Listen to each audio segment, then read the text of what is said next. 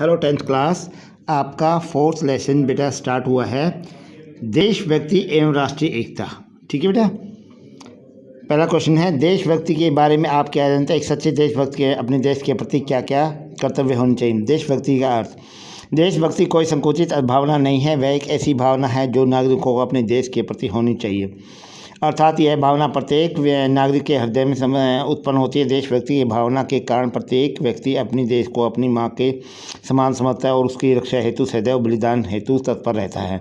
मतलब उसकी भावना ही ऐसी होती है बेटा। ठीक है। जो भरा नहीं भाव से बहती, उसमें रसदार नहीं, वह हृदय नहीं पत्थर, जिसमें हृदय स्वदेश का प्यार नहीं।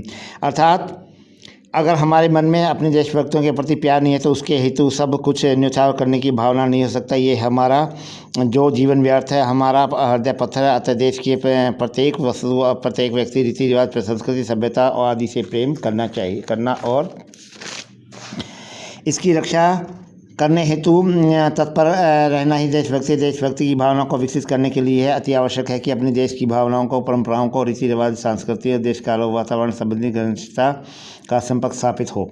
अतः देशभक्ति का अर्थ है देश की अखंडता और सम्मान की रक्षा के लिए एक होकर अपने प्राणों के लिए हमेशा तैयार रहना। भाव का कभी नहीं भक्ति। जिस व्यक्ति के जीवन में सदाचार नहीं, निर्धन के लिए हृदय में भरा प्यार नहीं, आता नहीं देश पर बनना, उनका अधिकार नहीं। देश के प्रति हमारे कर्तव्य, जिस देश में हमारा जन्म हुआ है उसकी मिट्टी से हमें पालन पोषण हुआ है, जिसके अन्न जल से हमारा पोषण हुआ है, उस जन्मभूमि को ऋण हम समय न्यौछावर कर चुका सकते हैं। राष्ट्र के प्रति भावना के कारण स्वतंत्रता संग्राम में अनगिनत देशभक्ति के अपने जीवन की आहुति दी है।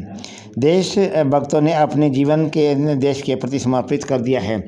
अनेक देशभक्त जैसे हंसे अपने भावों को बलिदान देकर आज़ाद करवाया है। अतः हम आज़ादी को बनाए रखने के लिए सच्चे भक्त देशभक्ति से हमें कर्तव्य होने चाहिए। नंबर 1 है, हमारा पहला कर्तव्य है कि हमें जो भी कार्य करें उसे ईमानदारी एवं प्रतिष्ठा से, कोई भी होता है ईमानदारी को पहले करके निश्चल भावना से उसका कार्य करें।